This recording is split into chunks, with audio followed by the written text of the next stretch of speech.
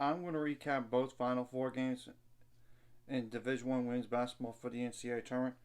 First of all, the 1 seed South Carolina defeated the 3 seed NC State 78-59. So what exactly happened? It was actually a closer game than it than the final score at the beginning. I mean, South Carolina was up 32-31 at halftime, but second half, South Carolina scored 46 points and NC State scored 28 points. And I apologize for looking down because I cannot memorize all this stuff. And NC State only scored 6 points in the third quarter, and South Carolina scored 29. So that was a big difference right there. And points on turnovers actually favor South Carolina 14-9. Fast break points favor South Carolina 21-6. Points in the paint favor South Carolina 44-20. And NC State didn't shoot the ball good in this game. 32.3% from the field on 62 attempts, 26.1% on threes on 23 attempts, 72.2% on free throws on 18 attempts, 32 rebounds, 11 of those offensive, 5 assists, 9 steals, 1 block, 12 turns, 19 fouls, 12 points off the bench, and 3 double-digit scores that combine for 12 plus 12. That's 24 plus 20. That's 44 points right there. And only one player with 6 or more points with 7. And South Carolina had how many bench points? 8 plus 6, that's 14 plus 7, that's 21 plus 9, that's 30 bench points.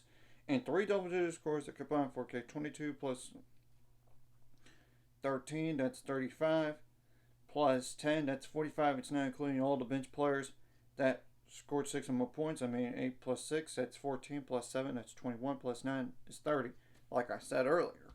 And South Carolina shot 50% from the field on 66 attempts, 42.1% on threes on 19 attempts, and made all 4 free throws. 46 rebounds for 12 of those offensive, 18 assists, 10 steals, 6 blocks, 15 turns, 16 fouls. And NC State, you have nothing to be ashamed of in this game. You made it further than a lot of people probably thought, and in fact, you made it further than most teams ever did in this tournament. You finished the season 31-7 and 13-5 in the ACC, and I definitely know for a fact that you will lose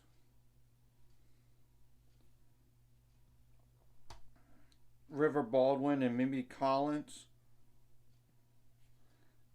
but I'm just going to double check that real fast on the fit, and this is pending transfer portal on all this. Yeah, River Baldwin is definitely done. She doesn't have a COVID year. Same thing goes for Mimi Collins. So yeah, you lose both of those. But Madison Hayes, let me just double check that real fast. Does have a COVID year. We'll just wait and see on that. And Lizzie Williamson, which I know she probably she doesn't play that much, so. But she still has a COVID year, though. I mean, that's the thing. So 2 players with COVID years, and you could return 1, 2, 3, 4, 6, 7, 8, 9, yeah, 11 players next year potentially. And I even have the recruiting class pulled up. I just thought to give some context in there because it's important to see what they have. Okay, Madison Hayes definitely is coming back. By the way, that's the for sure. On the COVID year, they do have 4 other players. 4 players that are in the class of.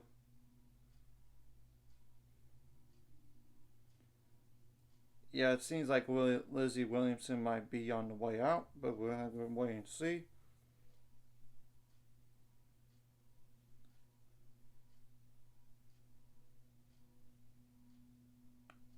And we all know the scholarship limit is 15 players anyway, so.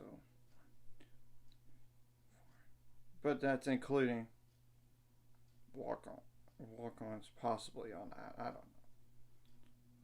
know. 1, 6, 7, 8, 9, 10, 11, 12. Yeah, they still have 12 players. So they got a good foundation coming back. Now I'm going to go over that UConn game, and I'm going to say something about that call before it gets started. When I go the last minute of the game, that was the right call. She was moving. Her elbows were out. And it was wider. The screen was wider than her base. I mean, that's the thing. That's before all discussion about that call. And it was a crazy game, to say the least. And Iowa was actually down 32-26 at halftime. Second half, Iowa scored 45 points, while UConn scored 37 points. So they made up the difference. And UConn was even up by 12 points in this game. And there was actually a better angles on it, like slow-mo online on X, that clearly showed that was a good call. I mean, anyway, that was made. Okay, now I'm going to go to the last minute of the game just to get some context. Okay, with minute 2 left, of course, Nikki Mule fouled and it was like 70-66. And Ashlyn Shade fouled around 55 seconds left. I think they would try to get closer to that one foul to give if they have to get up to 14. I mean, they got the 3 team fouls, and then you have to foul again just to get free throws. And believe it or not, Kate Martin turned the ball over around 53 seconds left, and Nikki Mule made a 3, assisted by KK Arnold. In that situation, maybe Kate Martin, I think, when you watch it again, she could have gone to the backcourt because the ball, I think, was tipped by UConn. But even if it wasn't, it was an over and back. If it was an over and back, that way you don't allow any live ball turnover points right there. And Iowa called timeout around 39 seconds left, and Hannah Stokey turned the ball over around 12 seconds left. She should have shot the ball. Let's be clear about that. And KK Arnold got the steal around 12 seconds left, and UConn called timeout around 10 seconds left to set up a play, but Aaliyah Edwards did that illegal screen around 4 seconds left, which was a turnover, and we all know that Iowa called timeout to advance the ball, and Paige Becker's foul, and Caitlin Clark went to the line around 3 seconds left, made the first free throw, but missed the second, but Sydney Afalto got the offensive rebound, and there was a jump ball, and it was Iowa ball, and Caitlin Clark actually threw the ball off of the UConn player next, out of bounds, and she got out of the way. Just to kill some time, and then all they had to do is just tip it. I mean, and they did. I mean, like Iowa players did, just to call a game, essentially. But the thing is, you don't blow 12-point leads. And you cannot feel comfortable with double-digit leads against Iowa. They know how to come back in this game, and I'm going to go over the stats here. Points off turnovers actually favored UConn 19-15. Fast break points favored UConn 11-9, but points in the paint favored Iowa 38-32. And UConn didn't shoot the ball bad in this game. 46% from the field on 63 attempts, 32% on threes on 25 attempts. However, in the second half, they cooled off in the first. 3 for 4 on free throws, 29 rebounds, 6 of those offensive. 21 assists, 15 steals, 1 block, 14 turns, 18 fouls, and 7 points off the bench, and 3 double-digit scores. It combined for 17 plus 17, that's 34, plus 14, that's 48 points, and 2 players, 6 points. That combined for 16. 9 plus 7. And Iowa only had 3 bench points, 3 double-digit scores. That combined for 23 plus 21, that's 44, plus 11, that's 55 points, and 1 player with 6 points with 8. But Stokey helped Iowa in this game and kept them around because Caitlin Clark was struggling, but she did eventually get at least 17 points to get to the 1,200 point mark, which has never been done in Division I women's basketball history in a season. So congratulations to her, and she got more than that, even like 4 more additional points. But they barely shot worse than UConn did. 45.8% from the field on 59 attempts, 28% from 3. So their threes were not falling, and yet they came back. I mean, That's the thing, because majority of the shots were twos. 71.4% on free throws on 14 attempts, 37 rebounds, 11 of those offensive, 12 assists, 7 steals, 1 block, 16 turnovers, 9 fouls. And if you want to complain about that, call UConn fans or anybody. That's not as egregious as you may think when compared to the 2021 Elite Eight game when Dejounte Carrington was trying to go for a shot, and if you look at the photo, that was clearly a foul. You cannot deny that, and you need to fess up. That was a foul, and this was actually a good call. And let's not pretend that UConn has not had the calls throughout the years. They have. Let's just be clear. It just so happens there was a good call against them. I mean, I'm just telling the truth, and we know for a fact that UConn will not have. Anyway, enough of that rough tangent thing. The thing is, you blew a lead, don't blow it next time. And stop Stolke, and you did your job on Caitlin Clark and make her ineffective, which I did say that was probably the best thing you could do. And you turned Iowa over a bunch in the first half, but not in the second half.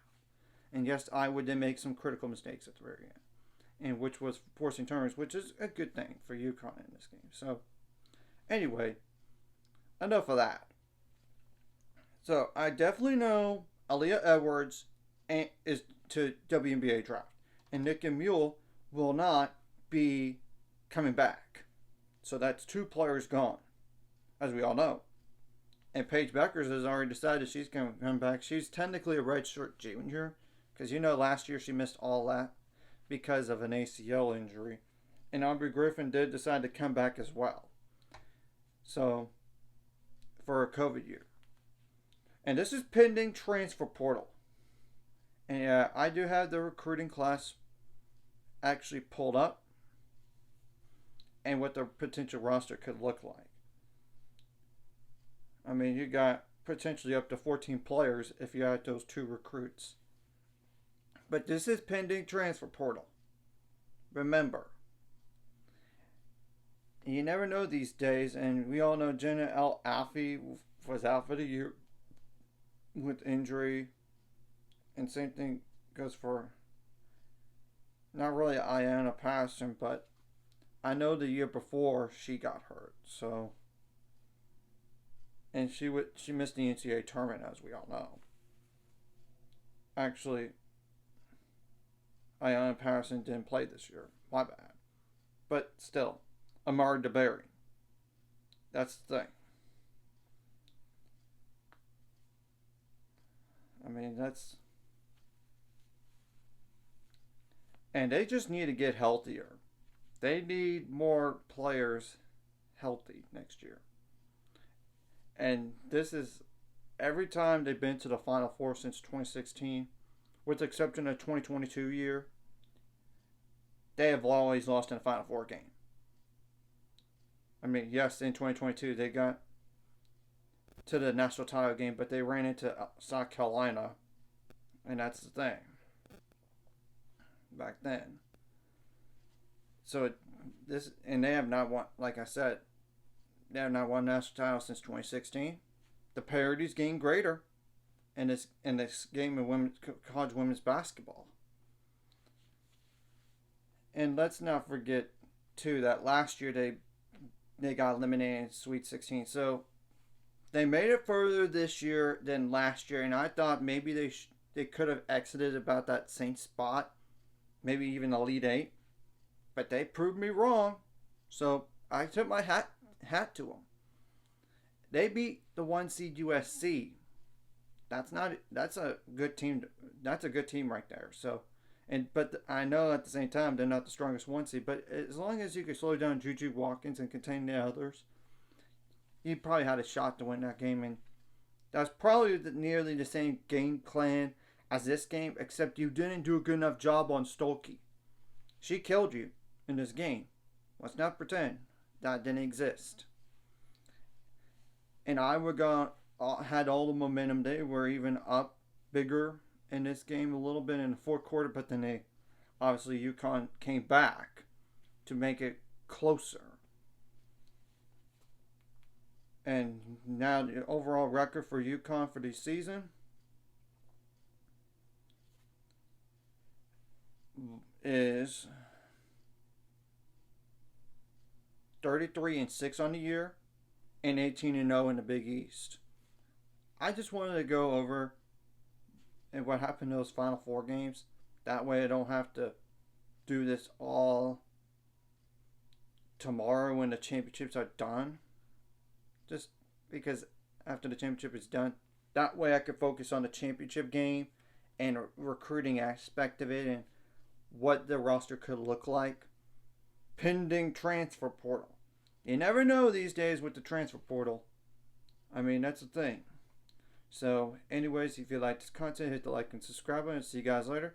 On the road to 600 subscribers, of course, ultimate goal is 1,000 more. So, make money off this course. Like a video, comment a video, really helps YouTube algorithm so more people can see it. Sharing the video does help as well, so more people could watch. And if you're watching and not subscribed, hit subscribe button. It's free to the notification bell as well. And Kate Martin had times for Iowa hit some big shots. So, that's all I gotta say.